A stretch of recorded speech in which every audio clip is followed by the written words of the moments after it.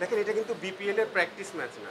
আমার কাছে মনে হয়েছে বাংলাদেশের বেস্ট টুর্নামেন্ট হয় এনসিএল। যারা টেস্ট টিমে থাকে, টেস্ট খেলে, তাদের জন্য টাইম ম্যানেজ করা একটা ডিফিকাল্ট ব্যাপার হয়। বাট আমরা এনকারেজ করি সবাইকে খেলতে এবং আশা করি সবাই খেলবে। লাস্ট 15 ইয়ার্স আমি ন্যাশনাল টিম থেকে বাদ পড়ার পর আমি 6 বছর একটানা রেগুলার খেলেছি।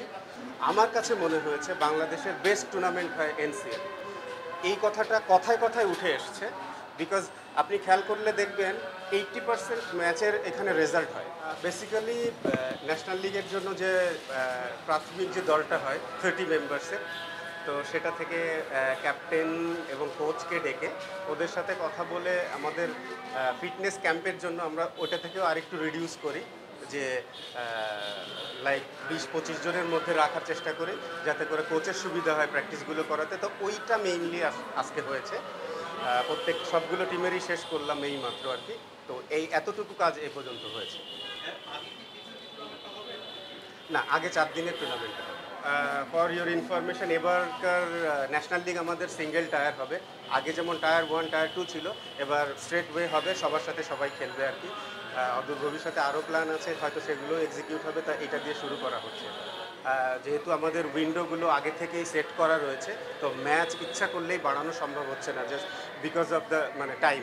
আর আমাদের বৃষ্টির কারণে যদি আগে 1 মাস আগে শুরু করা যেত হয়তো বা সম্ভব ছিল। তো তারপর এটারও প্ল্যান আছে আমাদের। আমরা চেষ্টা করব টাইম বের করার আর কি। এইটা আসলে মার্কেটিং বিভাগের ব্যাপার। হ্যাঁ, ওনারা ভালো বলতে পারবে কি হলে সুবিধা হয়, কি হলে। বাট আমরা এনকারেজ করি সবাইকে খেলতে এবং আশা করি সবাই খেলবে যারা সুযোগ পাবে। আর আরও একটা আছে, এবার আমাদের তো নতুন এনসিএলে কিন্তু টি-20 ইনক্লুড করা হয়েছে, যেটা আমাদের আসলে বিপিএল ছাড়া টুর্নামেন্ট আসলে ছিল না। তো যেটা চিন্তা করেই করা হয়েছে যে বিপিএল এর আগে এনসিএল এর 4 ডেজ ভার্সনের পরেই আমাদের টি-20 টুর্নামেন্টটা হবে। যারা টেস্ট টিমে থাকে, টেস্ট খেলে, তাদের জন্য টাইম ম্যানেজ করা একটা ডিফিকাল্ট ব্যাপার হয়।